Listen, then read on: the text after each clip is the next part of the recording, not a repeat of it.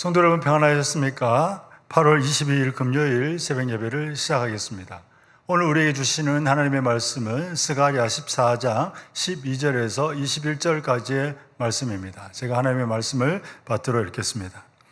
예루살렘을 친 모든 백성에게 여호와께서 내리실 재앙은 이러하니 곧 섰을 때에 그들의 살이 썩으며 그들의 눈동자가 눈구멍 속에서 썩으며 그들의 혀가 입 속에서 썩을 것이요 그날에 여호와께서 그들을 크게 요란하게 하시리니 피차 손으로 붙잡으며 피차 손을 들어 칠 것이며 요다도 예루살렘에서 싸우리니 이때에 사방에 있는 이방 나라들의 보화 곧 금, 은과 의복이 심히 많이 모여질 것이요 또 말과 노새와 낙타와 나귀가 그 집에 있는 모든 가축에게 미칠 재앙도 그 재앙과 같으리라.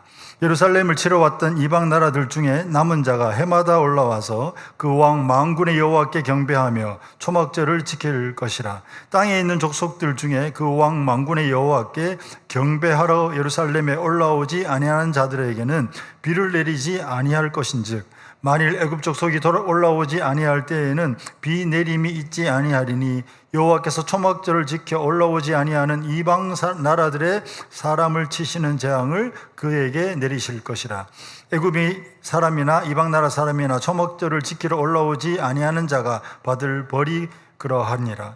그날에는 마을 방울에까지 여호와께 성결이라 기록될 것이라. 여호와의 전에 있는 모든 소티 제단 앞 주발과 다름이 없을 것이니 예루살렘과 유다의 모든 소치 만군의 여호와의 성물이 될 것인즉 제사 드리는 자가 와서 이 소치를 가져다가 그곳으로 고기를 삶으리라. 그날에는 만군의 여호와의 전에 가나안 사람이 다시 있지 아니하리라. 아멘. 오늘 말씀의 매일 성경 전체 제목은 거룩하다 하시는 은혜입니다. 12절에서 15절은 예루살렘의 대적에게 내리는 재앙, 16절에서 19절은 대적들 중에 남은 자, 그리고 20절과 21절은 모든 것이 거룩한 성읍, 이렇게 소제목을 정하고 있습니다. 오늘 본문은 스가랴 성경 전체의 마지막 단락입니다. 주로 하나님을 대적하는 무리들의 완전한 멸망에 관한 말씀이 기록되어 있습니다. 이 12절을 보시면 예루살렘을 공격한 모든 대적들에게 하나님께서 내리실 재앙에 대하여 말씀하고 있는데 사실 참 충격적인 말씀이 아닐 수가 없습니다. 12절을 보시면 그들의 살이 썩으며 눈동자가 눈구멍 속에서 썩으며 그들의 혀가 입 속에서 썩을 것이다. 여러분 상상하기도 참 끔찍한 내용 아니겠습니까? 살이 썩고 눈과 입, 혀가 썩을 것이라고 말씀하고 있는 것입니다. 공포 영화에나 나올 법한 그런 모습이고 상상하기조차 힘든 그런 모습인데 하나님을 대적하는 무리들에게 하나님께서 이러한 재앙을 내리실 것이라고 분명하게 말씀하고 있습니다. 13절 이어서 하나님께서 대적들을 크게 요란하게, 다른 의미로는 크게 혼란스럽게 혹은 공포스럽게 만들어서 그들이 서로 공격할 것이다. 자중질환이 벌어질 것에 대하여 말씀하고 있는 것입니다. 우리는 이 짧은 두 구절만 보더라도 하나님을 대적하는 것이 얼마나 무서운 결과를 낳게 되는지 우리는 깨달을 수가 있는 것입니다. 사실은 하나님은 너무나 두려운 분입니다. 물론 하나님을 믿고 따르는 자들에게는 한없이 좋은 분이라고 우리는 얼마든지 고백할 수 있습니다만은 그러나 하나님을 거역하고 하나님을 대적하는 사람들에게는 어떤 의미에서는 하나님보다 더 무서운 존재나 어떤 일은 없을 것입니다. 하나님을 거역하고 하나님을 대적하면 살아남을 수가 없는 것입니다. 겁을 주려고 하는 것이 결코 아닙니다. 성경이 분명하게 말씀하고 있고 우리가 어쩌면은 우리가 살아가는 동안도 이러한 것을 경험할 수가 있는 것입니다. 사랑하는 성도 여러분, 저와 여러분이 하나님을 두려워할 줄 아는 사람이 되는 것은 어떤 의미에서 하나님을 사랑하는 것만큼 중요한 일입니다. 우리가 하나님의 뜻에 합당하게 살아갈 때 받아 누릴 것에 대한 기대도 필요하지만 하나님의 뜻에 순종하지 않고 거역하며 죄악을 저질렀을 때 받아야 될 무시무시한 재앙에 대해서도 두려워할 줄 알면서 살아가는 것이 우리가 올바른 삶을 혹은 행복한 삶을 사는데 매우 중요하다는 사실, 저도 여러분도 기억해야 하겠습니다. 이어서 14절을 보시면 유다 남은 자들도 예루살렘에서 대적들과 맞서 싸울 것이라고 말씀하고 있는데 승리를 예고하고 있습니다. 승리하여 많은 보화와 값어치가 있는 의복을 탈취하게 될 것이다. 승리뿐만 아니라 많은 전리품을 얻게 될 것임을 말씀하고 있습니다. 마치 이스라엘 백성들이 애굽 노예 생활을 끝내고 애굽에서 빠져나오면서 거기서 많은 것들을 가지고 나올 수 있었던 것처럼 하나님을 대적하는 무리들과의 싸움에서 반드시 승리할 뿐만 아니라 승리한 이후에 보화와 그리고 의복으로 상징되는 전리품을 가지고 나올 것을 말씀하고 있습니다. 뿐만 아니라 하나님을 대적하는 무리들의 짐승, 가축들까지도 동일한 재앙을 당할 것이라고 말씀하고 있는 것입니다. 이러한 말씀들은 하나님의 완전한 승리, 대적들의 완전한 패배를 의미합니다. 하나님을 믿고 따르는 하나님의 백성들의 완전한 승리와 하나님을 대적하고 하나님을 거역하는 사람들의 완전한 패배를 우리에게 보여주고 있는 것입니다. 우리는 오늘 본문이 우리에게 주시는 이 귀한 말씀을 반드시 기억해야 하겠습니다.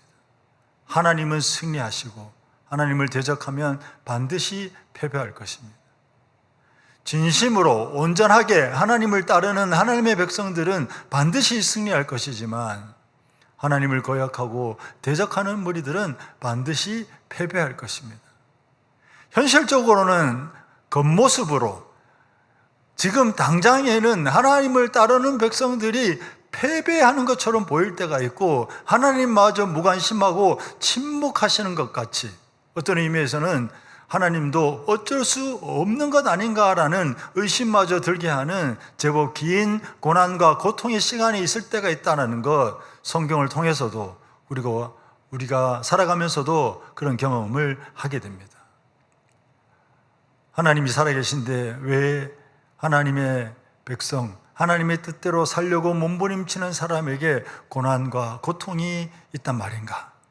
거기에는 여러 가지 이유가 있겠습니다만은 간략히 말하자면 그 과정마저도 하나님의 뜻이 있을 수 있다라는 것, 뜻이 있다라는 사실, 그리고 그 과정을 지나서 우리는 궁극적인 승리를 얻게 될 것이라는 사실 기억할 필요가 있습니다. 예전에 그런 구호를 외치곤 하지 않았습니까? 우리는 반드시 승리하리라.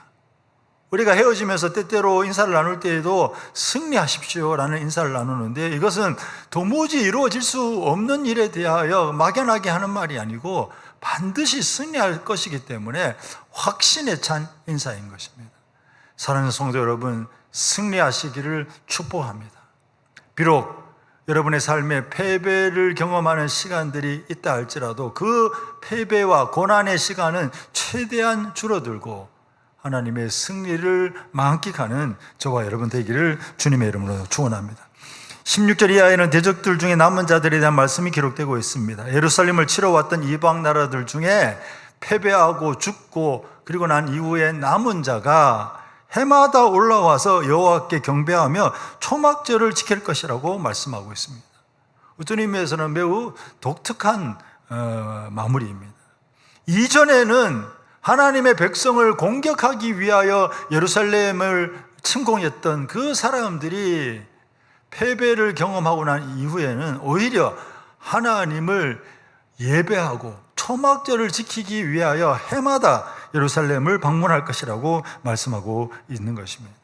그렇습니다. 하나님의 승리는 그저 전쟁에서 승리하는 것으로 그치는 것이 아니라 그 전쟁에 참여했던 대적들이 하나님을 경배하는 하나님의 백성으로 바뀌는 온전한 승리, 완전한 승리를 얻게 될 것임을 말씀하고 있는 것입니다. 반면에 17절에 하나님을 경배하기 위하여 초막절을 지키기 위하여 예루살렘으로 올라오지 않는 백성들에게는 비를 내리지 않는 재앙을 내리실 것이라고 말씀하고 있습니다. 이 또한 상징적인 의미로 하나님을 끝까지 대적하는 사람들에게는 가장 일상적인 그리고 가장 절실한 은혜마저 필요마저 체험받지 못할 것임을 말씀하고 있는 것입니다. 그렇습니다. 우리는 한때 하나님에 대하여 대적하고 때로는 죄를 짓고 실수할 수가 있습니다.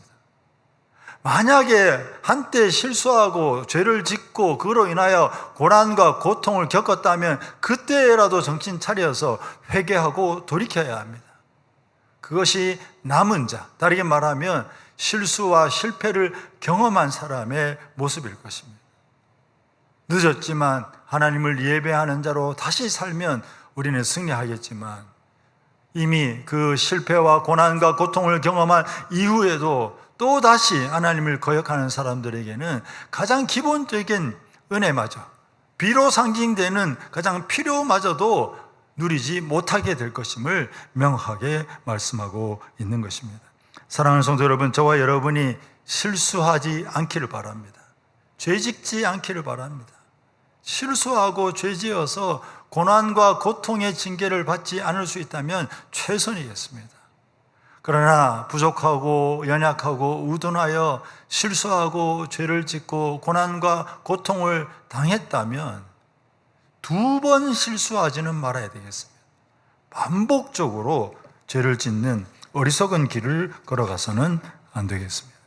20절과 21절 스가랴의 마지막 구절에는 여호와께 성결이라는 단어가 부각되고 있습니다. 잘 아시는 대로 여호와께 성결이라는 문구는 대제사장이 하나님께 나아갈 때에 그 머리에 쓰는 관 혹은 머리에 쓰는 그 띠에 새겨놓은 글입니다. 거기에는 여러 가지 의미가 있을 수 있는데 첫 번째는 하나님이 거룩하시다는 뜻입니다. 두 번째는 그 거룩하신 하나님께 나아가는, 하나님을 제사하기 위하여 나아가는 대제사장에게 무엇보다 필요한 것은 여호와께 성결이며, 그리고 직접 나아가진 않지만 이 대제사장이 그 백성들의 죄를 지고 나아가는 것은 이 모든 백성들이 그 죄악된 삶에서 벗어나서 여호와 앞에 성결한 삶을 결단하고 다짐하는 의미가 포함되어 있는 것입니다. 매우 중요한 것입니다. 스가랴의 마지막은 이렇게 성결, 거룩함으로 마무리되고 있습니다. 어쩌면 그 당시의 사람들에게 이 메시지가 독특하게 들렸을 수 있지만은 오늘 우리에게는 그렇게 어색한 메시지는 아닙니다.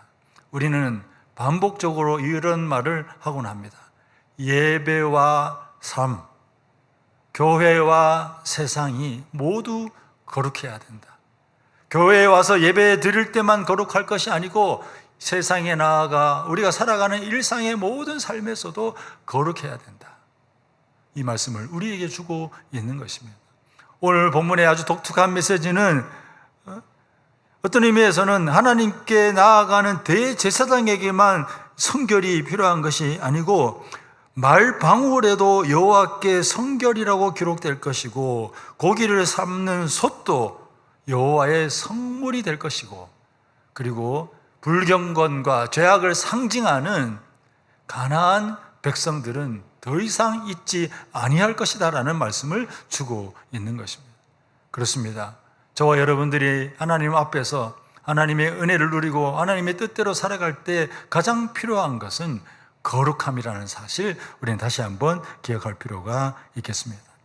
스가랴를 마무리하면서 우리는 몇 가지 메시지를 기억할 필요가 있습니다. 첫 번째는 우리를 향하여 나에게로 돌아오라, 그러면 나도 너희에게로 돌아가리라 말씀하신 스가랴 1장 3절의 말씀을 마음에 새겨야 되겠습니다.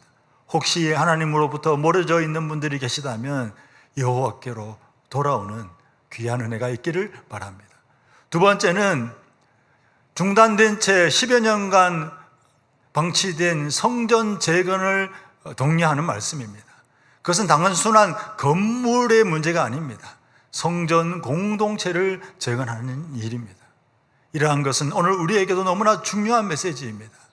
교회 공동체, 좁은 의미에서 우리 교회만을 의미하는 것이 아니라 이 땅의 무형의 교회, 하나님의 교회가 더욱 온전히 회복되고 그 역할을 감당할 수 있도록 우리는 마음과 생각을 쏟아야 되겠습니다.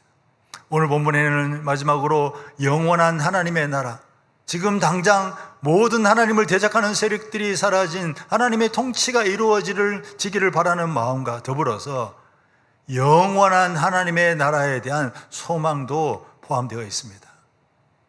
나귀를 타고 겸손의 왕으로 오실 예수 그리스도를 통해서 이루어질 영원한 하나님의 나라에 대한 이 소망의 메시지도 우리의 마음에 새기시고, 우리가 비록 이 땅을 살아가면서도 하나님의 나라를 꿈꾸며 살아가는 저와 여러분 되기를 주님의 이름으로 축원합니다. 기도하겠습니다. 하나님 아버지 감사합니다. 오늘도 하나님과 동행하며 살아갑니다. 여호와께 성결, 거룩함으로 하나님께 나아가는 그 마음으로 일상을 살아가는 저희들이 될 수 있도록 도와 주시옵소서. 스가랴의 말씀을 통하여 우리를 향하여 돌아오라고 하시는 그 말씀에 순응하여 주님께로 돌아가게 하여 주시옵소서. 성전 공동체를 다시 세우기를 원하셨던 그 마음을 따라 교회 공동체를 더욱 온전히 세워나가는 저희들 되게 해주시고, 이 땅에 하나님의 통치, 하나님의 샬롬이 이루어지기를 위하여 몸부림치며 영원한 하나님의 나라를 소망하며 살아가는 저희들이 될 수 있도록 인도하여 주시옵소서. 예수님의 이름으로 기도하옵나이다. 아멘.